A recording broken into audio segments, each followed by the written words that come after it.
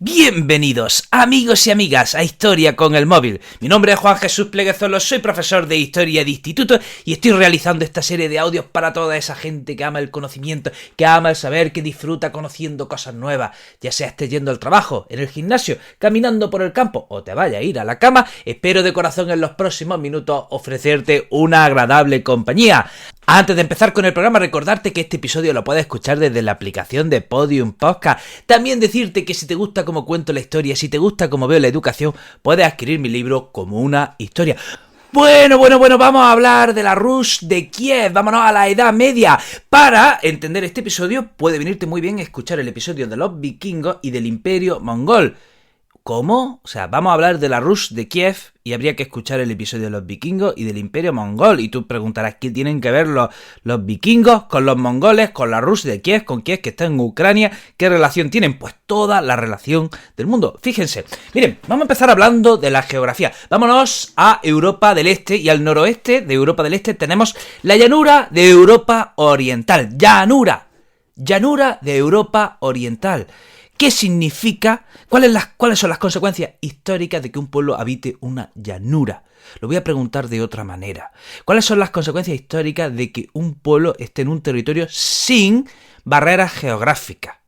Un territorio sin barreras geográficas, pues que si no tiene barreras va a ser invadido por otros numerosos pueblos.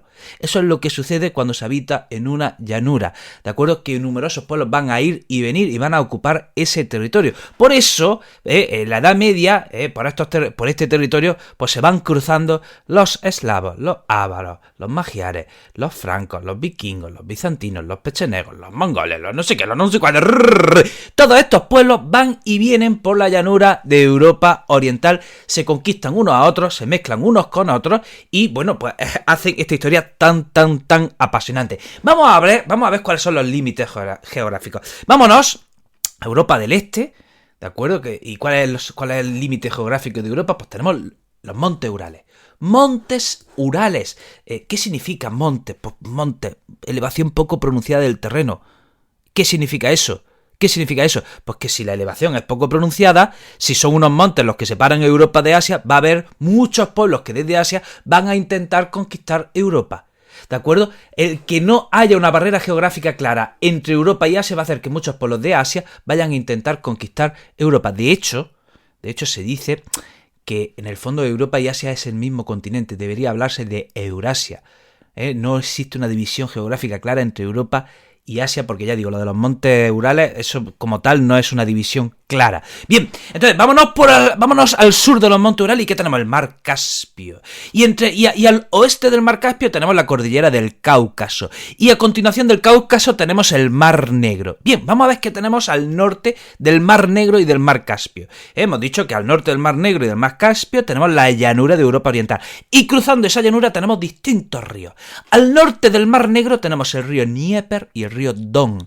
Y ojo, en el Mar Negro tenemos una gran ciudad, tenemos la ciudad más importante del momento, tenemos la Nueva York de la Edad Media. En el estrecho del Bósforo tenemos la increíble, la hermosa y la brillante Constantinopla, capital del Imperio Bizantino. Repito, tenemos dos ríos, río Dnieper y río Don, que desembocan en el Mar Negro, donde hay una ciudad requete importante. Y luego en el Mar Caspio tenemos dos ríos muy importantes. Tenemos el río Volga y el río Ural. Y atención, quédense con este dato. Afluente del río Volga es el río Oka. Y luego hay un pequeño río que es afluente del río Oka que se llama el río Moscova. Les suena de algo, ¿verdad? Y siempre se lo digo en geografía a mis alumnos. Los ríos a lo largo de la historia han sido grandes autopistas para los pueblos. Gracias a los ríos, los pueblos han podido acelerar su traslado de un punto a otro, han comerciado, han podido conquistar otros territorios. Así que los ríos vienen a ser como una especie de grandes autopistas donde los pueblos se podían mover de un sitio a otro. Bien, vámonos ya a hablar vamos a hablar ahora de los eslavos. ¿De acuerdo? En el siglo VI después de Cristo, al oeste del Mar Negro, tenemos un pueblo que son el pueblo eslavo. ¿De acuerdo? Y estas tribus eslavas se van esparciendo tanto al oeste como al este de Europa. Repito, al oeste del Mar Negro, siglo VI después de Cristo, tenemos los eslavos y los eslavos se van expandiendo. Sucede que en el siglo VII después de Cristo las tribus eslavas se unen por primera vez en una especie de protoestado. Un señor llamado Samo consigue unir de manera momentánea a las tribus y funda lo que es el imperio de Samo, pero esto duró poco, duró lo que vivió este señor. En cuanto murió este señor, ese imperio, entre comillas, se deshace. Y ahora ya sí, vámonos al año 833 después de Cristo, donde está hoy día la República Checa y donde está hoy día Eslovaquia. Hubo un gran estado llamado la Gran Moravia, y este gran estado llamado la Gran Moravia es un estado propiamente eslavo. Este sí es el primer estado eslavo a lo largo de la historia. Año 833, fundado por un señor que se llama Mohmir. A este señor que se llama Mohmir le sucede un rey que se llama Ratislav en el año 846. Y su reinado es famoso porque durante su reinado vinieron dos monjes bizantinos llamados Cirilo y Metodio a evangelizar al pueblo eslavo. Y evangelizaron al pueblo eslavo en su idioma eslavo y crearon un alfabeto que con el tiempo iría evolucionando al alfabeto cirílico. Por eso el alfabeto cirílico que se usa en buena parte de los países de Europa del Este, porque empezaron a utilizarlo estos monjes llamados Cirilo y Metodio. Ellos crearon, Cirilo y Metodio, un alfabeto especial para estas tribus eslavas que con el tiempo, ya digo, evolucionaría a lo que hoy día se conoce como alfabeto cirílico. De hecho, el Papa llega a reconocer el eslavo como lengua litúrgica junto al latín, al griego y al hebreo. Bien, y vamos a hablar ahora de los vikingos. Comentábamos en el podcast de los vikingos que, haciendo una simplificación, teníamos los vikingos de la actual Dinamarca, de la actual Noruega y de la actual Suecia. Y que los vikingos que venían de Dinamarca eran los conquistadores puros. Luego tenemos los vikingos de Noruega que eran exploradores. Y luego tenemos los vikingos de Suecia que eran comerciantes. Pues bien, son los vikingos de Suecia los que van expandiéndose por la llanura de Europa Oriental a través de esas carreteras que eran los ríos Volga y Dnieper. A través de esos grandes ríos, los vikingos se van expandiendo por las llanuras de Europa Oriental y allí se encuentran, ¿a qué pueblo? Se encuentran a los eslavos. Y los vikingos se van fusionando con los eslavos. Resulta, dice la historia, que en Novgorod, que está cerca de San Petersburgo, había unas tribus eslavas. Y esas tribus eslavas estaban peleándose entre sí y pidieron ayuda a un líder vikingo llamado Rurik. Rurik era un líder vikingo de una tribu a la que se le llamaba la tribu de los Rus. ¿De acuerdo? Rurik era el líder vikingo de una tribu a la que se llamaba la tribu de los Rus. Parece ser que los Rus significaba algo así como remeros. No se sabe bien, pero parece ser que, ya digo, Rurik era el líder de esta tribu llamada los Rus, que puede significar remeros. Entonces estas tribus eslavas le piden a Rurik que medie en sus disputas. Rurik media sus disputas y ya que está, ocupa el territorio y se convierte en el rey de estas tribus eslavas. De esa manera se funda esa dinastía. Así que estos reyes tienen un origen vikingo, pero el pueblo es eslavo. ¿Vale? El pueblo es eslavo, pero con unos reyes de origen vikingo. Así que ya tenemos a este primer rey de los eslavos llamado Rurik, que se establece en Novgorod en el año 860. Bien, pues en el año 869 le sucede a Rurik un tal Olaf de Novgorod. Y este Olaf de Novgorod va expandiendo más y más su territorio y llega hasta el sur, cerca del Mar Negro, y funda una ciudad llamada Kiev. Entonces, a partir de ahí hablamos de la Rus de Kiev. Y ese reino es el reino que va a durar los próximos 200 años. ¿Qué hace este tal Olaf? Como buen vikingo que es, bueno, pues intenta conquistar la gran capital del momento, la joya de la corona, la ciudad más rica del mundo, que es sin duda alguna Constantinopla. Así que en el 907 intenta conquistar Constantinopla y por supuesto no puede. A Olaf de Kiev le sucede Igor de Kiev, que reina entre el 912 y el 945. Y cómo no, también intenta conquistar Constantinopla, pero bueno, es repelido por un arma que usaban los bizantinos, que es el fuego griego. Y atención a Igor de Kiev. Igor de Kiev, bueno, pues ya era el rey de la Rus de Kiev, y la Rus de Kiev se extendía desde Novgorod al norte hasta Kiev al sur, que ya eso ya es un extenso territorio, y la Rus de Kiev tenía sometido a distintos pueblos, y había un pueblo que era el pueblo de los drevlianos. E Igor de Kiev, bueno, pues le pidió tributo una vez, los drevlianos se lo dieron, e Igor de Kiev dijo, pues te voy a pedir tributo otra vez, y los drevlianos van y se lo dan. E Igor de Kiev dice, pues te voy a pedir un tributo otra vez. Y los drevlianos se lo dan, y los drevlianos se están cansando de este Igor de Kiev. dice, oye, ya está bien de que te paguemos tributo, y venga, y otra vez, y otra vez, y otra vez, hasta que ya los drevlianos se cansaron. ¿Y qué hicieron con Igor de Kiev? Aprovechando que un día estaba poco protegido, ¿de acuerdo? Lo cogieron y lo empalaron entre los árboles, ¿de acuerdo? Le ataron una pierna a una rama, otra pierna a otra rama, y lo mataron, lo torturaron de esa manera. De manera que muere y su esposa, Olga de Kiev, lo venga. ¿Cómo? Pues primero que los drevlianos mandan distintos embajadores a Olga y le dicen, oye, mira, ahora que estás viuda, cásate con nuestro príncipe. ¿Y qué hace Olga con esos embajadores? Los entierra vivos. Los drevlianos mandan otros embajadores porque no se habían enterado de lo que le había pasado a sus embajadores. Así que mandan a otros embajadores. ¿Y qué hace con los siguientes embajadores? Los quema vivos. Y Olga va a visitar a los drevlianos y les dice, venga, buen rollo, vamos a hacer la paz. Los drevlianos se meten en su ciudad, no quieren salir, y Olga les dice, no voy a hacer nada, mira, vamos a hacer una cosa, mira, me vais a regalar una paloma y un gorrión, 3 palomas y 3 gorriones por cada familia que viva aquí dentro en la ciudad, ¿vale?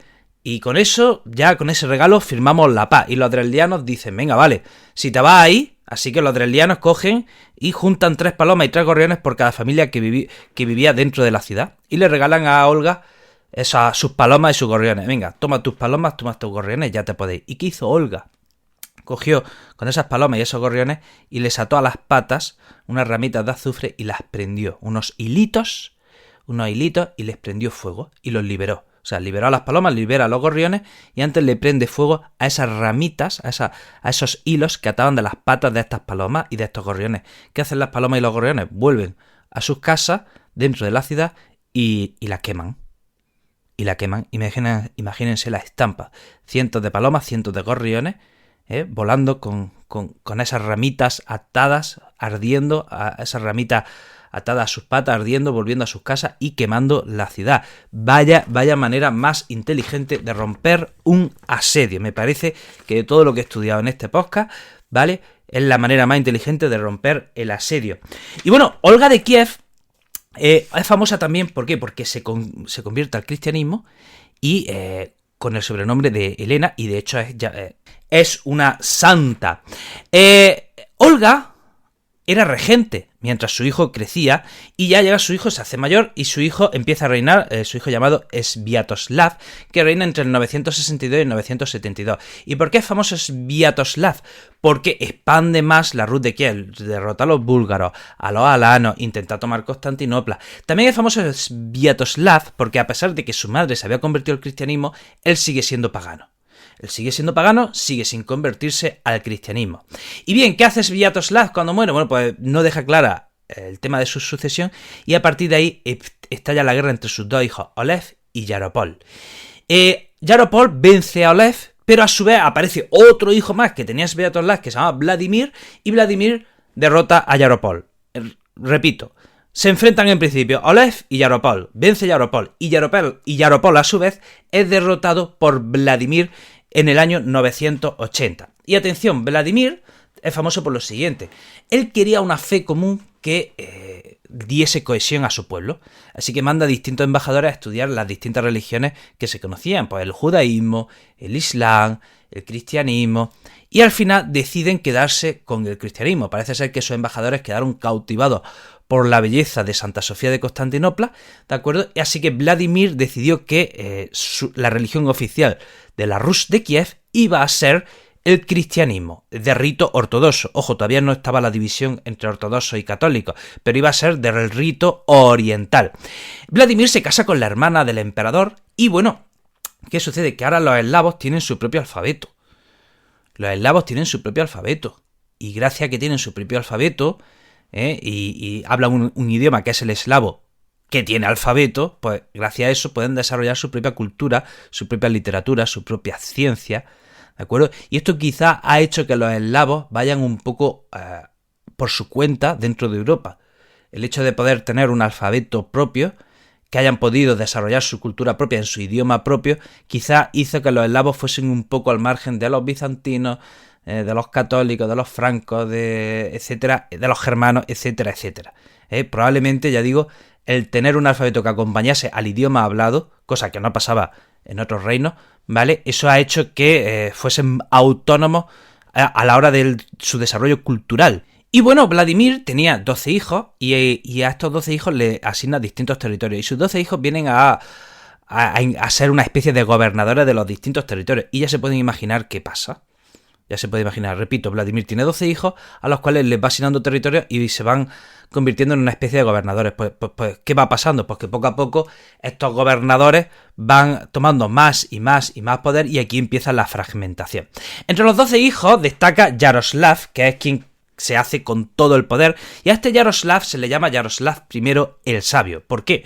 Porque durante su época la cultura está en auge, Kiev vive un apogeo, es un momento en el que se codifican las leyes, de nuevo Yaroslav intenta conquistar Constantinopla, no puede, se casa con la hija del rey vikingo de Suecia, llamada Irene, y una de sus hijas, Isabel, se casa con el rey de Noruega, Harald Hardrada III.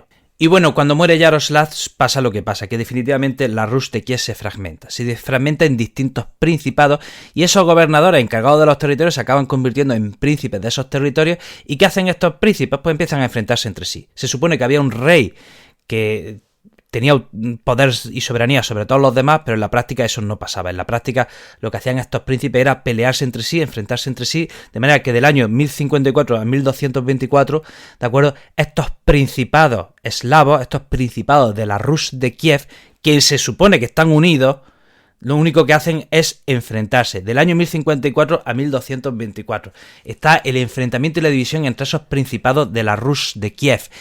¿Y qué pasa en 1224? ¿Qué pasa en 1224? ¿Quiénes están llegando por esta fecha?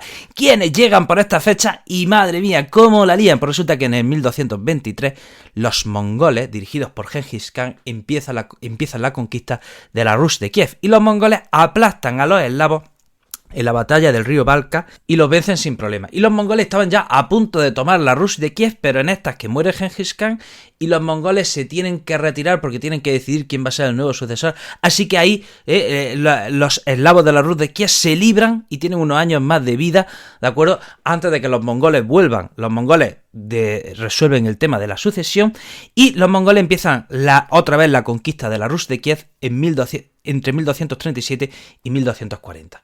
Ahí es cuando los mongoles invaden la Rus de Kiev y someten a la Rus de Kiev y someten a todos los príncipes de la Rus de Kiev. A partir de ahora los príncipes estarán bajo la soberanía de los mongoles, a los que tienen que rendir tributo, a los que tienen que pagar un tributo y a los que tienen que rendir pleitesía. Entonces, esos territorios de la Rus de Kiev, a partir de ahora les llamamos principados.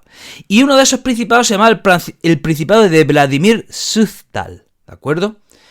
Repito, esos territorios de la Rus de Kiev sometidos a los mongoles se llaman principados y uno de esos principados se llama Principado de Vladimir Suzdal. Bueno, pues uno de estos príncipes le cede a su hijo en herencia un territorio llamado Moscú. Y este territorio llamado Moscú irá creciendo hasta que se convierte en el Gran Ducado de Moscú. Y estamos hablando de finales del siglo XIII. Bueno, hasta aquí el programa de hoy. Espero que te haya resultado interesante. Te recuerdo que estoy hiperactivo en redes sociales. Puedes seguirme en todas ellas, en Facebook, YouTube, TikTok e Instagram. Soy el profesor inquieto. En Twitter soy el profe inquieto. Querido amigo, querida amiga, no te olvides de ser feliz y nos vemos en el próximo programa.